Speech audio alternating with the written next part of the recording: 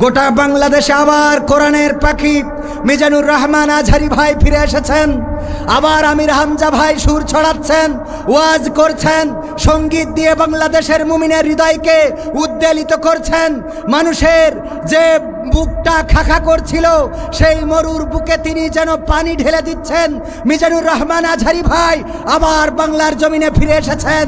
আমার যুবকদের আইডল, বাংলাদেশের হাজারো যুবকের ভুল পথ থেকে ভালোর পথে যিনি আহ্বান করেছেন, আবার কোরআনের ময়দানে কথা বলবেন। কষ্ট একটাই, 13টা বছর কারারুদ্ধ করে রেখে আমার কোরআনের পাখিকে চিকিৎসা দেওয়ার নামে হাসপাতালে নিয়ে ইনজেকশন পুশ করে শহীদ করা হয়েছে। তিনি ফিরবেন না এটা ঠিক, কিন্তু তার রেখে যাওয়া উত্তরসূরিরা তার দেওয়া স্বপ্ন বাংলার জমিনে কায়েম করেই দেখাবে ইনশাআল্লাহ। আজহারি ভাই বাংলাদেশে টিকতে পারে নাই, চলে যেতে হয়েছিল। ওই সময় আমি একটা গান গেয়েছিলাম, মনে আছে?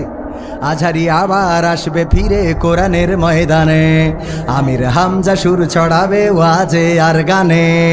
বলেছিলাম না, বলি নাই? মনে আছে আপনাদের? আজহারি আবার আসবে ফিরে কোরআনের ময়দানে, আমির হামজা সুর ছড়াবে ওয়াজে আর গানে। গোটা দেশ জুড়ে বলবে কথা কোরআন হাদিস থেকে, কোরআনের পাখি চেনা জানা সুরে আবার যাবে ডেকে। আসবে রে সেই দিন, আবার আসবে রে সেই দিন, আসবে রে সেই দিন, আবার আসবে রে সেই দিন। শুনিয়েছিলাম না, শোনাই নাই? আজকে সেই গান বাস্তবতায় রূপ নিয়েছে নাকি নেয় নাই? গোটা বাংলাদেশে আবার কোরআনের পাখি মিজানুর রহমান আজহারি ভাই ফিরে এসেছেন। আবার আমির হামজা ভাই সুর ছড়াচ্ছেন, ওয়াজ করছেন, সঙ্গীত দিয়ে বাংলাদেশের মুমিনের হৃদয়কে উদ্বেলিত করছেন। মানুষের যে বুকটা খাখা করছিল সেই মরুর বুকে তিনি যেন পানি ঢেলে দিচ্ছেন। মিজানুর রহমান আজহারি ভাই আবার বাংলার জমিনে ফিরে এসেছেন। আমার যুবকদের আইডল, বাংলাদেশের হাজারো যুবকের ভুল পথ থেকে ভালোর পথে যিনি আহ্বান করেছেন, আবার কোরআনের ময়দানে কথা বলবেন। কষ্ট একটাই, 13টা বছর কারারুদ্ধ করে রেখে আমার কোরআনের পাখিকে চিকিৎসা দেওয়ার নামে হাসপাতালে নিয়ে ইনজেকশন পুশ করে শহীদ করা হয়েছে। তিনি ফিরবেন না এটা ঠিক, কিন্তু তার রেখে যাওয়া উত্তরসূরিরা তার দেওয়া স্বপ্ন বাংলার জমিনে কায়েম করেই দেখাবে ইনশাআল্লাহ। আল্লামা সাঈদীর স্বপ্ন কি ছিল?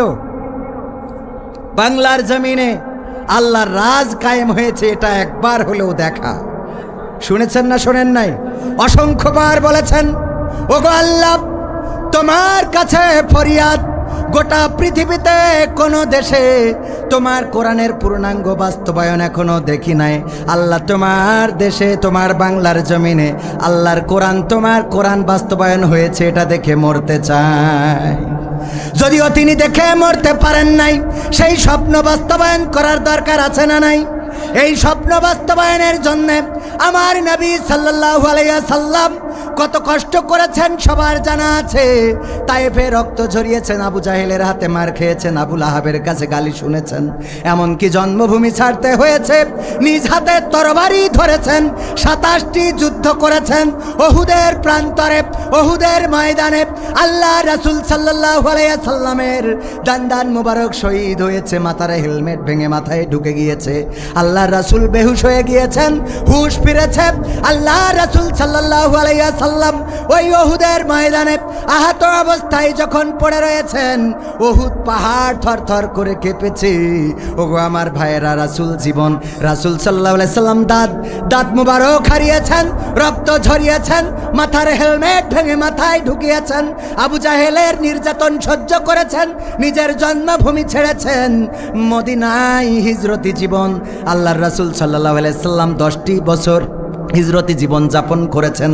এরপরে আল্লাহর দেওয়া কোরআনটা বাস্তবায়ন করে দেখিয়েছেন। সেই কোরআন আল্লাহর জমিনে বাস্তবায়ন করার দায়িত্ব এখন কার?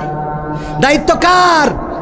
গাজী নজরুল ইসলামের, আব্দুর রহমান সাহেবের, তারপরে আব্দুল জলিল সাহেবের। এই দায়িত্ব আমার আপনার। যতদিন পর্যন্ত একজন মুসলমান বেঁচে থাকবে ততদিন পর্যন্ত এই কোরআনের আইন বাংলার জমিন শুধু নয়, বিশ্বের জমিনে বাস্তবায়ন করার জন্য নামাজ পড়া যেমন ফরজ, রোজা রাখা যেমন ফরজ, যাকাত দেওয়া যেমন ফরজ, অর্থ থাকলে হজ করা যেমন ফরজ, আল্লাহর জমিনে আল্লাহর দিন বাস্তবায়ন করাও তেমন ফরজ।